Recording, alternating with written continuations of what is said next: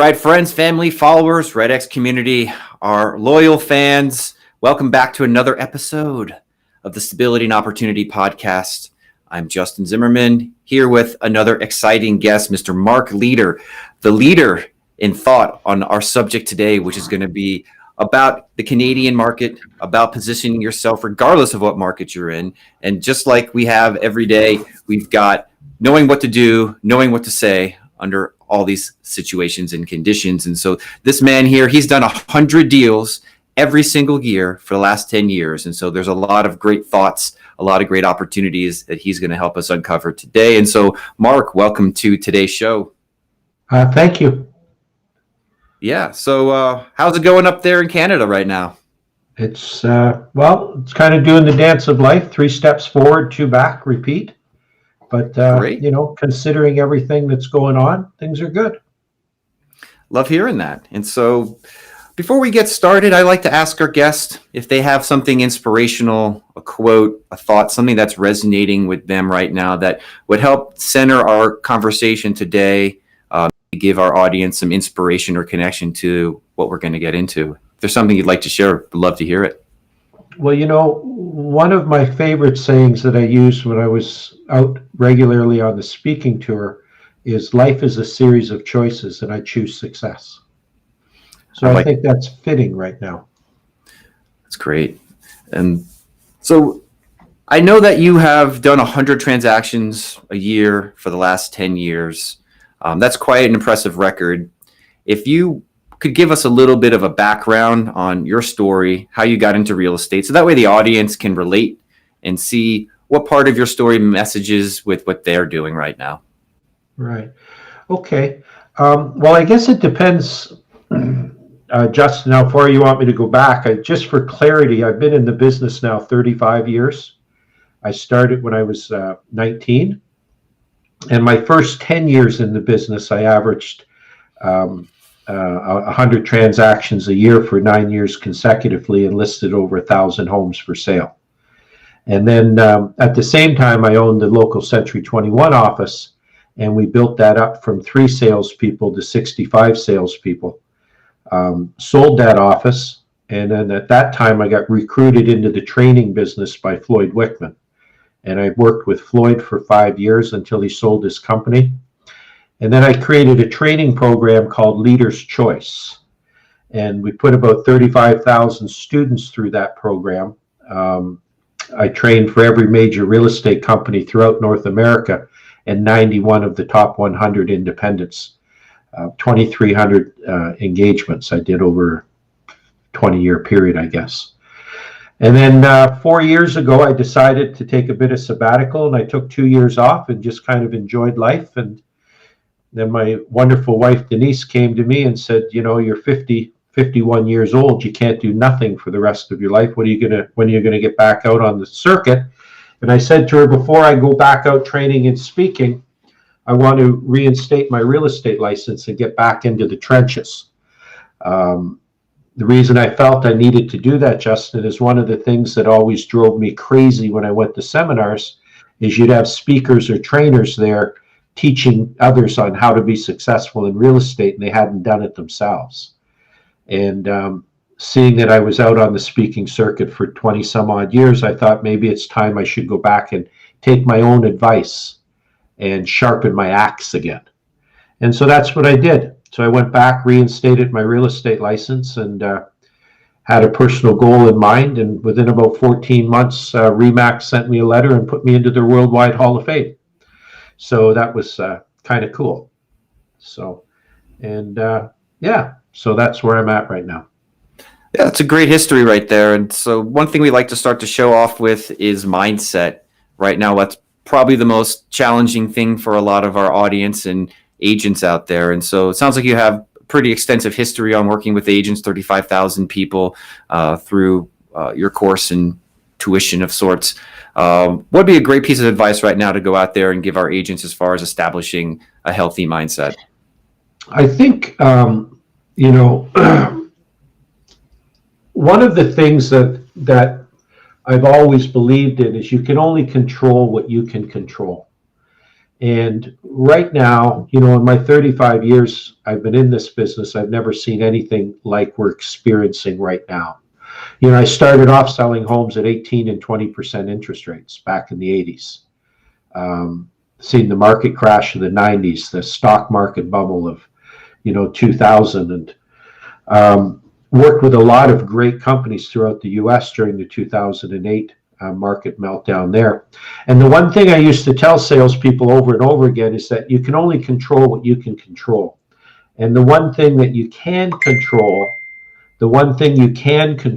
is your attitude on what you get up and deal with every day. We're dealing with an environment right now that literally 24/7 you're getting hit with negative news. And I think the key is the same as anything else. You have to learn to turn a negative into a positive, and then you have to go out and make the most of it. So, for example, right now, there's a good chance in the next few months, if the governments don't do something to sort out this coronavirus issue and get our economies back on track, I think it would be fair to say we're going to have a market correction. And for every market correction, there's going to be people who think that they sold for a little less than what they thought they should get, but there's also the group that'll be ready to jump in. So I think you get up every day with a positive outlook that today's going to be a great day. I'm going to go out and help somebody today in one way or another. And stay focused on your goals and just stay positive and know that everything's going to be great. Awesome. So just a couple announcements for our audience watching. Welcome back, everybody. Good to see Robert, Maurice, Pat. I'm sure Amanda will show up again here. K9 Realtor, great. Got some people chatting with us throughout the show today, and so I invite everybody to, as we go through, drop questions in here, add some interactivity. I know that helps our audience and helps everybody get connected to not just being alone in their business, because during these times, I think part of mindset is feeling connection, and a lot of people are showing up on the show to get that connection. So one of the aspects of the next part of our show today, Mark, is the mindset. We went into that, but then going a little bit deeper on practices, things that they can put their attention on, rituals, routines, things that you've seen work for yourself or others. So that way, once they get that mindset, they've got stability, and then we can jump into the opportunity side of things. Well, I in the whole time that I've been in the business, I've always believed that listings are the way to the top. So there'll be a lot of agents out there scrambling for buyers right now, because they'll probably assume that the buyer's going to close quicker than the work you got to go through for a listing. But the advice that I would give to salespeople right now is stay focused on building inventory. I think that as the market tightens up, the agent with the most properties for sale, the company with the most listings, are the ones that are going to be in control of this market. So I would get up and, of course, like Miss Ebby said to me, Ebby Halliday, when I was working for Ebby Halliday down in Dallas, God bless her soul, she said to me, Mark, I told my agents for 50 years now, get up, suit up, and show up, and I'll teach you the rest. And I think considering everything that's going on right now, get up, suit up, and show up is probably 80% of the battle. I would get at my desk for 9 a.m., a minimum of 3 days a week, and I'd be focusing more of my attention now than ever on getting listings or building inventory. That will take us to the opportunity side and the tactics of today's conversation. And I've taken that advice that Ebby had given you, and I heard it from our CEO here at REDX about how important it is to maintain the rituals, routines. And I stepped up my game here, got some shirts, got some ties on. I was wearing T-shirts and flip-flops most days, and I recognize if we're going to show up here for our audiences, our customers, to set an example. And I feel like I have put on a tie and I've put on a button-down shirt, and that act alone, I feel differently every day. There's a deeper sense of connection to the work that I'm doing, because I feel like you said, I've suited up and I've shown up. And so anybody who's watching right now, I would take his advice and hear the results that I'm feeling from get dressed up. I think maybe Racer, one of our past episodes, in our past episodes, was talking about how his wife was talking about getting dolled up in the morning, and just going through that routine can create some normality in our lives right now. Plus, it gives you a feeling of confidence. I always said to the salespeople that I worked with, think of it's New Year's Eve, and you and your significant other get all dressed up, and you're heading out to the New Year's Eve ball. And when you walk in, and maybe she's got a beautiful gown on and he's got a well-tailored suit, and you walk in and you step a little higher, you step a little taller, you feel a little better about yourself. And a big part of real estate is not only being confident within, but also confident on the outside. Not arrogant, but confident. And if dealing in say the average market that I deal in is $500,000-$600,000, so the commissions are let's say 30 grand on a deal. I think those people deserve a professional sitting across from them, and I think a professional has a certain appearance, the same as a police officer has an appearance. Certainly a police officer could still arrest you in a pair of flip-flops, but don't tell me that when you see that police officer walking up in the uniform, or the military person walking up in the uniform, there isn't a certain amount of respect that comes along with that uniform. And I think that goes a long way with being successful in the real estate business. I've never bought into the casual Friday thing. It's just who I am. Maybe it's my generation. Yeah, it sounds like the most important type of respect to have first is self-respect. Hey, right on, brother. Isn't that the truth? Yeah. And so we've got a question coming in right now. I know as we move forward, if I don't address it now, Mark, it will get buried. And I think it's a great question. Robert asks, what steps did you take to get back to the top after your sabbatical? Well, I think without being self-promoting, my program, Leader's Choice, and I'm just about to launch a new program, because my first passion has always been helping others. And I've been very, very fortunate in my success in life that whether I looked at helping others sell houses or other realtors become successful, my first passion always seemed to be helping others. And one of the things that I learned a long, long time ago, that you have to take whatever type of business that you're in, and rather than making it complicated, you want to try to make it as simple as possible. And I'll give you an example of this, and then I'll go into greater detail. I always said to people, if you kind of reflect on the different businesses that are out there, let's just assume that you were going to get into the restaurant business. And let's say you were going to make hamburgers, French fries, and pop. And we've seen 1,000 of those places come along, whether it be Priest Burger or someone who's got an idea of a special homemade burger. And they last a year or two, maybe 3, and then you see that they've closed down. And yet these are grown adults that maybe had even gone to school to be a cook or had worked in other restaurants in the past. But then you take a look at the world's most successful franchise ever in the history of mankind, which I would argue with you, it would be McDonald's. And McDonald's literally became that on the backs of 14-year-olds. And how is McDonald's able to become a successful restaurant chain when on the backs of 14-year-olds, when there's 30, 40, 50-year-old people that with restaurant experience can't stay open more than a year or two? That's because McDonald's took the complicated and made it simple. So I've always said to salespeople that you have to take the real estate business, and rather than making it more complicated, you want to make it simple as you possibly can. And there's some simple things that you have to do in the real estate business every day, such as each week you have to make sure that you book no less than 3 listing appointments a week. You have to make sure that you bring in 1 listing, 1 saleable listing a week before you do anything else. There's a reason why for years, whether it's myself or whether it was the Floyd Wickmans or the Mike Ferries of the world, that they would use an expression something similar to this, that listings are the name of the game. Listings are the way to the top. You got to list the last. It's been said 1,000 times.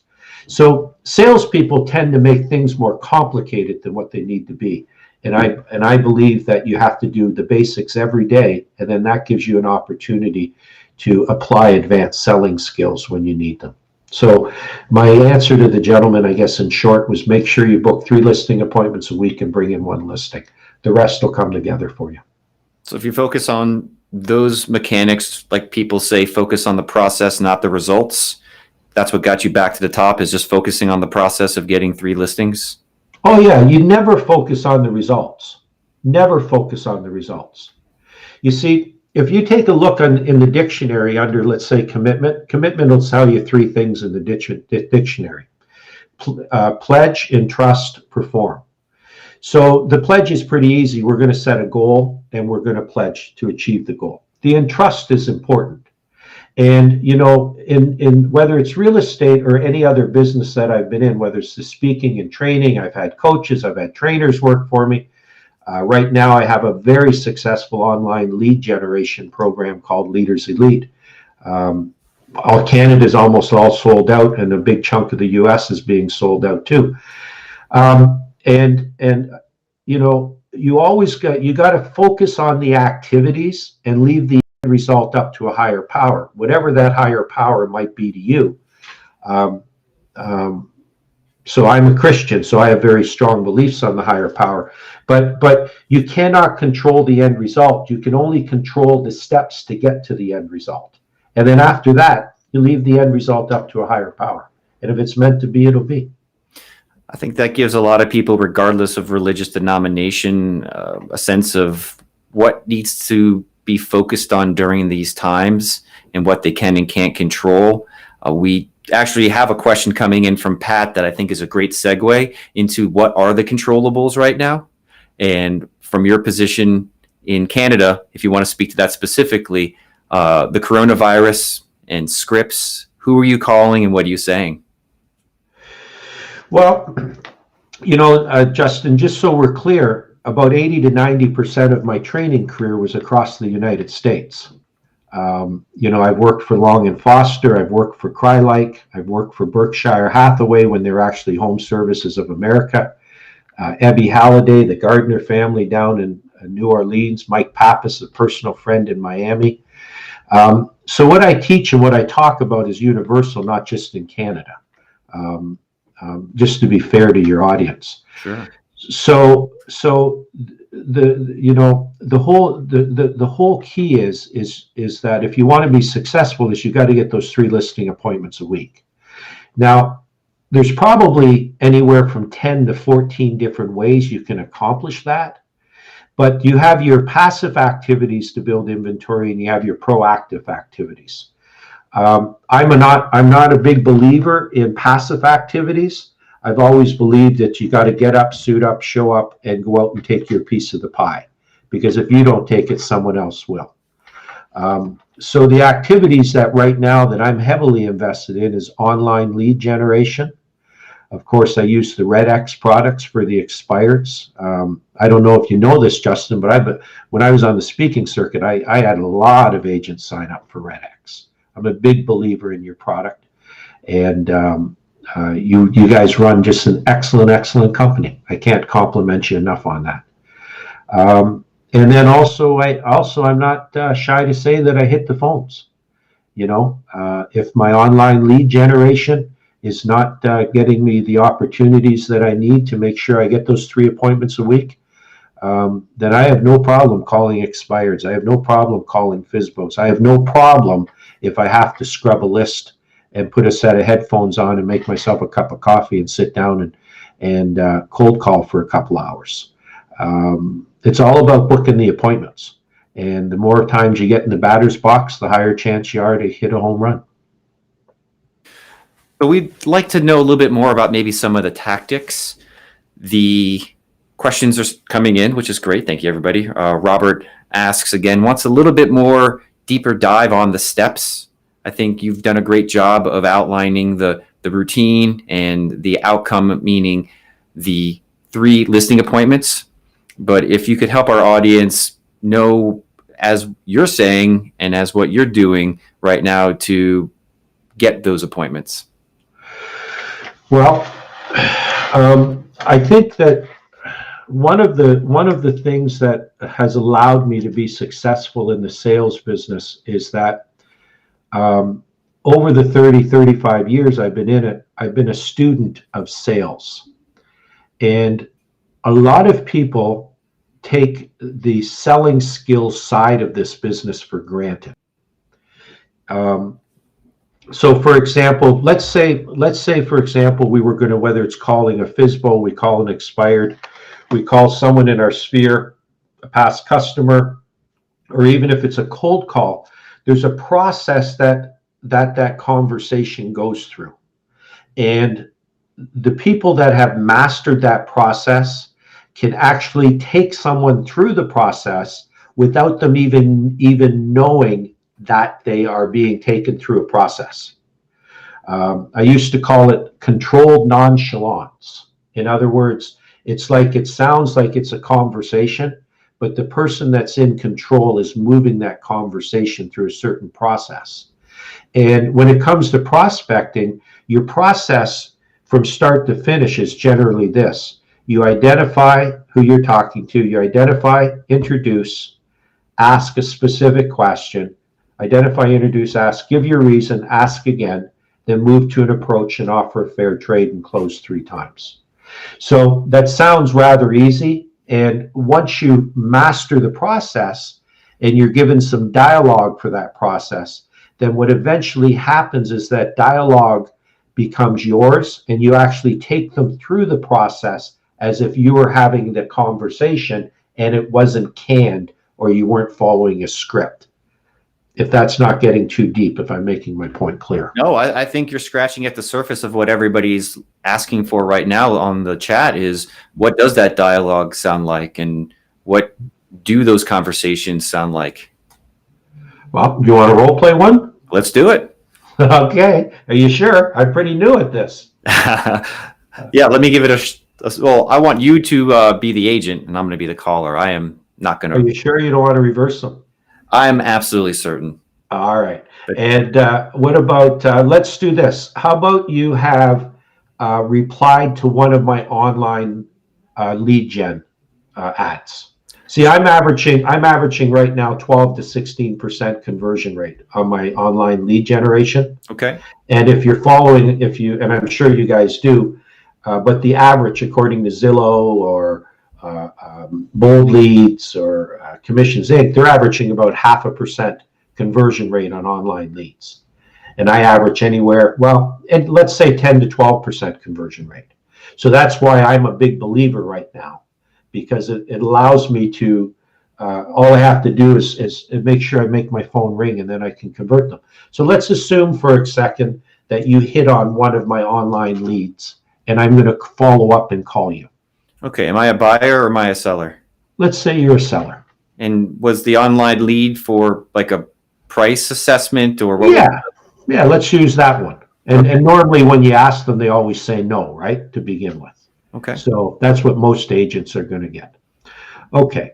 So ring, ring.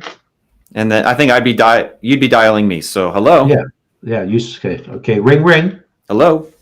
Hi, Justin. Yes. Hey, Justin. It's Mark Leader calling from Leader's Choice Realty. How are you doing? Okay. Good. Hey, Justin, the reason I was calling today is I wondered, are you considering selling your house either now or in the near future? How did you get my number? Well, that's a great question, by the way. How I got your number is one of the things that I do is I'm actively marketing not only for the houses I've got listed for sale, but also looking for new opportunities. And I actually received an email that you had inquired on getting a free home evaluation done online. Is that correct? Oh, yeah. I filled out a bunch of those. Did you? Well, I'm just curious. So you are thinking about selling then, are you? I mean, if the price is right, just was trying to get an assessment. I'm on Zillow and I guess I found your site and just trying to get an idea of if we wanted to move, what would be get for our property right now. Gotcha. Okay. Well, I'm actually glad we talked then because, whenever you're selling a house, it's generally the largest investment someone makes in a lifetime. And a lot of that stuff that's put online, it just gives you a very general price on what maybe your neighborhood might demand.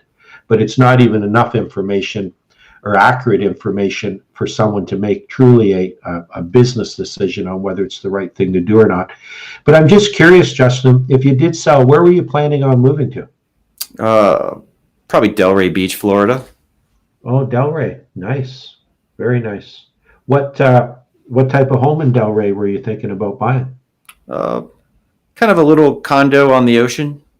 Okay. Condo on the ocean. Nice. And when were you hoping to maybe be down there if it worked for you? Well, it's really hard to say right now. I mean, we had plans or thoughts at least in place until this whole coronavirus thing showed up. So, kind of just poking around right now, maybe just dreaming of it. Right. So if we weren't in the midst of the coronavirus, you guys were thinking about doing it sooner rather than later? Yeah, I'd say so. Okay. All right. And do you have an idea how much your present home is worth? I don't know. Maybe. I mean, it's what we'd like it to be. Probably around 500. Around 500, eh? Okay. And then I just have one question for you. I mean, setting the coronavirus aside for a minute, it sounds like you know where you want to go.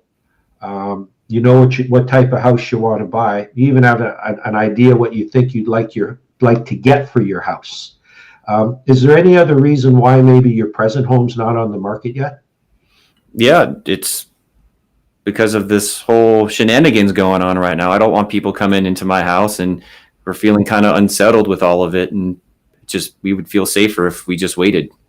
Right. Okay. So you're worried about a health issue then? Yeah, that's probably one of the bigger things.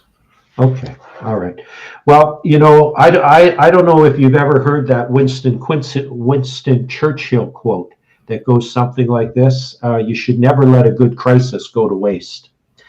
And what I mean by that is this: there's no question that what's happening right now with the coronavirus has been a shock to everybody. And in fact, if you take a look and we dug a little bit deeper, you'll find that there's even people taking their homes off the market right now. Very few homes on the market right now, for basically the same reason that you're talking about. Either they're in the shock and awe stage, they're not sure what's going to happen, or maybe they're worried about, for health reasons, now's not the good time. But one of the things that I've also always believed in, Justin, that my job as a realtor is to make sure that you maximize the value of your property. And do it in such a way to keep your family safe, obviously, because family's health and safety is the number one priority. But what if I said to you that right now might be the best opportunity you're going to have in the next 2 or 3 years to maximize the value of your property? Would that be something you might be interested in hearing why? Oh, yeah, that was going to be my next question. Okay. Well, one of the things that I've learned in my 35 years now in the business is real estate. There's really two things that affect price. First is supply, and the other one's demand. And of course, when supply is very low, generally speaking, people are optimistic. They're out buying. That's why house prices go up. And so when supply is low, demand is high. Now, what's causing this right now for our supply to be so low is a bit of an oddity because of the virus. But in essence, it's probably going to be your best time. And then the reason I say that is because there's been people that have listed and sold their house prior to this all happening, which they still have to buy a property. Even while we're going through this, God forbid, there's going to be divorces, there's going to be breakups, there's going to be children leaving home for whatever reason. In other words, life is going to continue. And we've got no control over that. Now, with there being so little homes on the market right now, if someone had to buy and if someone was buying right now, wouldn't you agree with me? It's because they have to buy versus they want to buy? Sure. But well, if someone has to buy and there's very little homes on the market, what generally happens to the people that are trying to sell? Well, my concern about it is not just the safety, but how will we be able to go find a property if the safety in the place we'd be moving to is a concern of ours? Well, I think that's a great question, and I'm going to answer that for you in a second. And actually, what I'm going to say to you is this could be a huge money-making opportunity for you if you grab a hold of the crisis and use it for your benefit. So where I'm getting at is this. Let's assume for a second that 500 is more than a fair price for your house. Okay? And generally speaking, when the public has a price for their house, they generally believe their house is worth millions and everyone else's house is worth less. Now, I'm not saying that's you, but generally speaking. So you have someone right now who's interested in buying a place. In fact, they have to buy a place, and there's not much homes on the market. So wouldn't you agree that you're in a better bargaining position being the seller? Yeah, under those conditions. Right. So generally speaking, in those conditions, you're probably going to achieve a 3 to 5% higher sale price than what you normally would because you've got no competition. So let's just assume for a second on 500,000 it was 5%. That means you're going to put an extra $25,000 in your pocket. Now, that's not the best of it yet, though. You see, what I would do with my experience is I would look at having it set up so that you have a longer closing than normal. Okay. Because the reason I say that is this, Justin, is right now the government's handing out a bunch of money to people. Now, whether they get it or not is another thing, but at least they're saying they're getting it. Agreed? Sure. Right. But that money's going to run out in the next 3 to 4 months. So then once that money runs out to the general population that the government's being so liberal with, what's their largest asset that they generally have to pay for each month? Mortgage. Exactly. So they've stopped the free money coming in from the government, but yet they still are going to have to make their mortgage payments, even if the banks allowed them a 6-month abatement on the mortgage. Those mortgages are going to be coming due by August, September. Now, if history repeats itself, when people are in financial trouble and they've got to make their mortgage payments, what do they generally do? They usually skip their mortgage. Yeah, but there reaches a point where either you walk away or you got to sell it. Sure. Right? So that means that I'm personally predicting that there's going to be a flood of houses on the market this fall. By September, October, you're probably going to look at the number of houses being double, triple what a normal year, maybe quadruple, because there's going to be so many people that have gotten themselves in a financial problem because of what's happening out there right now. So if we sell your house right now when there's not many homes on the market and the people that are buying have to buy, and then we take you out and we show you homes or properties to buy when the market's being flooded with a bunch of properties, then you're going to be in a better position as a buyer, which means that you should probably be able to pick up that other house maybe 5, 10, 15% less than what you would normally pay. So let's assume that you're going to upgrade to a $600,000 property in Delray Beach. Well, you take 10% off that $600,000, that's $60,000. You add $25,000 to yours. Now, by taking advantage of the opportunity right now, that's $85,000 potentially. That could be a benefit to you. Now, I'm not saying we can do that, but I'm saying there's a good chance we could do that. I mean, if I could show you how we could put an extra 50, 60, 70, heck, maybe even $80,000, that may be stretching it. But even if we could, would you be interested to find out more about that? Okay, you've got my attention. That's something that could help motivate us. Okay, well, why don't we do this? I don't mind. Why don't I set up a time that I can stop by, take a look at your house? Don't worry, I follow all the precautions according to NAR. I got my gloves. I got my wipes. Okay, we'll be in good shape. I promise you that. And I'll take a look at your place. And while I'm there, I'll also give you an up-to-date, a correct evaluation, not something you're getting from online, from Zillow or something, so that we can actually sit down and make sure that we can put that $60,000, $70,000, $80,000 in your pocket. And then we can take it from there. Would tomorrow night at 6 work for you, or would 7 be better? Is there any way to do this virtually? No, I'm sorry, it's not. I wish I could. Don't get me wrong. I wish I could. But there's a reason why the National Association of Realtors made us an essential service, because it's the largest investment the family makes in a lifetime. I don't think it would be fair to you for me to not come and actually take a proper look at your property to make sure I can maximize the value. So do you think we could get together tomorrow night around 7? Well, it's not really my concern much as it is my wife's concern. She really doesn't want people coming in and out of the house. And so I'd have to go check with her to see if we could make an exception.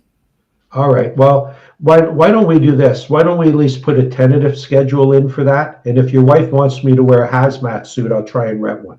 How's that sound? All right. That sounds fair. All right, brother. Unless I hear any different from you, I'll write you in for 7 tomorrow night. And let me ask you a couple of questions about your property before you go, just so I can do my homework. So that's basically the call, Justin. Yeah, I like how you brought it to the opportunity and you balanced out the health issues and you helped them get a number on the actual, well, not the actual, but there are buyers out there who will be paying top dollars, and use the economics of the situation as helping them see the opportunity and motivation. Well, you have to remember, fear of loss is a greater motivator than the opportunity is to gain.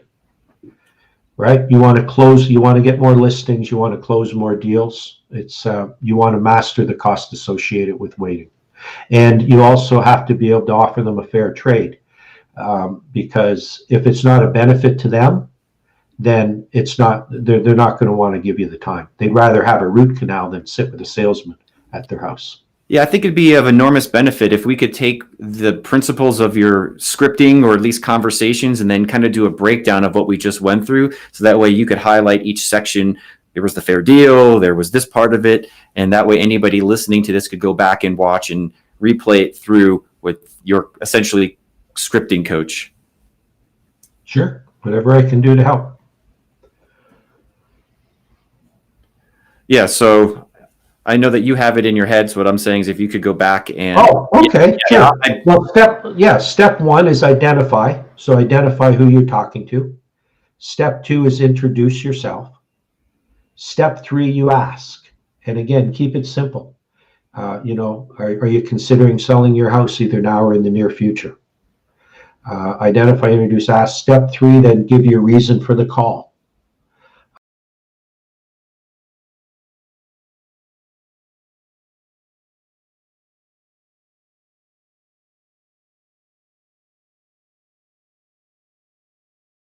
Why the house is not on the market, then you have to move then from there to your cost associated with waiting. And you have to be able to take the cost of waiting and convert it back to dollars, because money motivates people.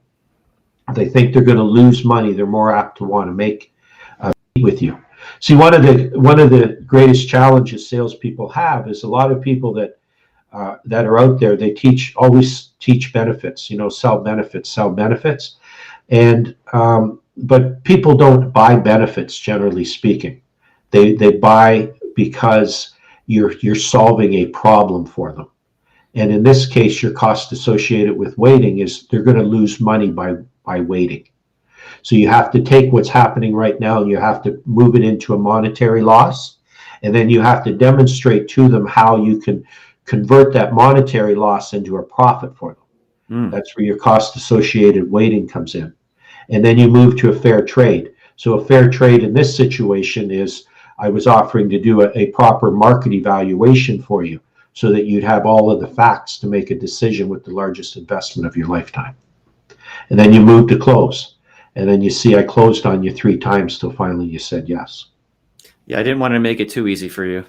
That's okay. No problem. No problem. Yeah, that was a great breakdown. And for everybody who's just joining us right now, over the last couple of minutes, Mark has given us a great breakdown of the structure of his scripting / appointment getting approach. And so if you've just missed that, hit the rewind or watch this in the recording just by scrolling back, and you can get that at any time. And so let's talk about the opportunity of applying this script now to maybe your sphere of influence or what you believe to be the best leads for real estate agents to be focusing on right now? I know you've got your online leads, but a lot of agents are using FSBOs, expired, circle prospecting, sphere of influence, and probably one of the newer lead types for rent by owner, absentee leads. And so from your perspective, what would you think would be the best next approach for them? Well, I think expireds and FSBOs. I can't speak on the next to rent program you're talking about. I can't because I haven't used it, and it would be wrong of me to. But I, one of the things, Justin, that I've always said to people, that there is no bad form of prospecting. There's just bad prospectors. And no matter what form of prospecting, see, I'm a big believer in mastering the phone. I've never been a big believer in going and doing drop-bys and asking friends and family to send you business. I don't like to owe people that way. Okay, I don't like asking people to send me business. I've always preferred the approach that I'm going to be so damn good at what I do that they're going to want to refer business to me. I don't need to ask. I'm going to be so damn good that when they're at a cocktail party and someone brings up real estate, they say, "Oh, you got to call that leader guy." Maybe it's my ego, but I don't feel comfortable going around asking friends and family for business. I never have. Now, if someone wants to refer it, obviously I say thank you and I appreciate it. Or if I'm at the kitchen table and they say, "Gee whiz, Mark, my mother needs to sell her house. Would you help her out?" Of course, I'd be a fool not to. But I've never been a believer in interrupting other people's lives, trying to get them to send business to me. So, and even if I go back to my training career, 2,300 speaking engagements is pretty cool achievement. And I got to work for the great Wes Foster before he retired, and Ebby Halliday, and California. The California Remax put me in their Hall of Fame when Dick Purvis was alive. And I couldn't buy billboards to become a professional speaker. I mean, didn't have enough money to buy billboards on Route 66. You know what I mean? Yeah. And so the way I was able to get that many speaking engagements was to work at my craft, and every time I had the opportunity to be in front of people, to be as good, if not better, than others. And that was in everything that I tried to do, from my appearance to the time I showed up, to customer service, to knowing my craft. And when you understand that, what's really cool about the sales business is that a good salesperson makes more money than doctors and lawyers and dentists. I've always said, like, I had companies over the years say, "Mark, would you be interested in working with us?" And I say, "Yeah, as a contractor I am, but I'm unemployable as an employee, because very few companies would want to pay what a top salesperson can earn." The only thing is you got to get out and do it. So that's why I really like the REDX program for the FSBOs and the expireds. Thumbs up on that. I'm a big believer on the online and having the necessary dialogue to convert online leads into face-to-faces, whether it's buyers to meet with you to get pre-approved and get their agency agreement signed and go out looking, or whether they're listing appointments. I guess the other thing too is that 100% of my marketing is geared towards finding listings. Everything I do is about listings, and I refer my buyers out. So 90% of my work week goes towards either getting listings or helping my sellers get sold. So besides the online leads, I would work FSBOs, I would work expireds. And right now, in times of uncertainty, and this is going to drive a lot of salespeople crazy because they hate this, but I wouldn't be shy of scrubbing a list and making cold calls right now. you can literally make a six-figure income by just making cold calls. And right now, if there was ever a time that cash is king, I don't think you should be buying billboards or sides of buses right now for thousands of dollars. I think you should be using the proven tools. So again, I'm not stroking your ego, but REDX is a proven tool. Excuse me, the online lead generation, and I like to think the Leaders Elite platform. That's why I picked up the rights from the technology company for North America on it, because I believe that's the future of real estate, internet-based, more than ever. I would stay in touch. I would stay in touch with the past customers. Make sure that you're working your sphere of influence and all of those types of things. Just stay active. Real estate's about having conversations. That's what it is, about having conversations. Yeah. Speaking of conversation, sounds like, it went away. Maybe your smoke alarm was going off right there. Maybe my wife's burning my dinner. I'm not sure. That happened once a week at my house, and so I just got used to it and got a ladder ready to go wave that thing off.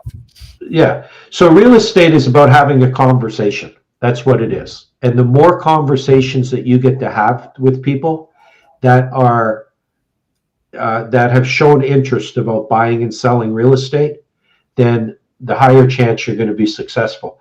It's all about playing the law of averages. That's what it is. It's the law of averages.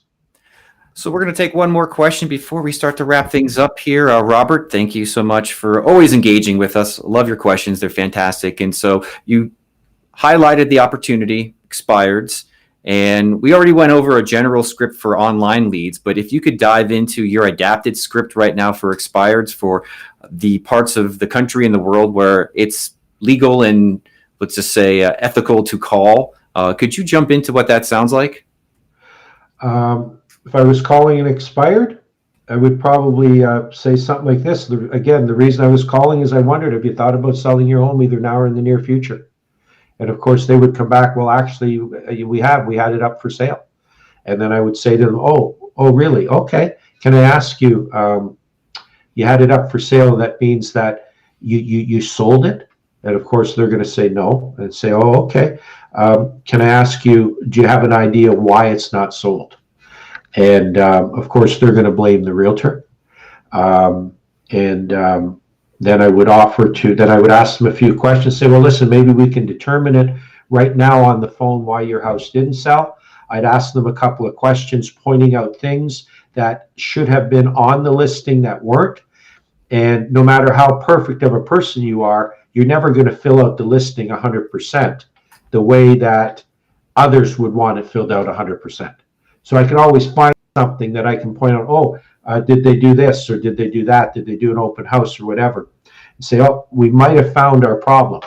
And then from there, I would probably offer to come over and meet with them and go through what I'd like to call my saleability checklist, so that we can determine for sure why their house didn't sell and what we'd have to do to help them get it sold. What does that saleability checklist have on it or sound like? Well, your saleability checklist, I have one with 20 specific items, but really it's a technique to get in the door, because once you're there, they don't care about the saleability checklist, right? I mean, I'm not saying you won't use it, but it's a technique to get in the door. You see, what a lot of salespeople misunderstand is they think, well, if I create this listing presentation or I use this certain thing, I'm going to do more business. And the truth of the matter is that a good salesperson is actually a professional actor. And anything else that you use to help to get the sale, those are like props. So a listing presentation is actually a prop. The saleability checklist would be a prop. The reason I'm saying that is because when I say that you're actually a professional actor, the way you act on a listing appointment is much different than the way you act if you're at home watching a football game or a baseball game, or in Canada, a hockey game, if they're ever back on again.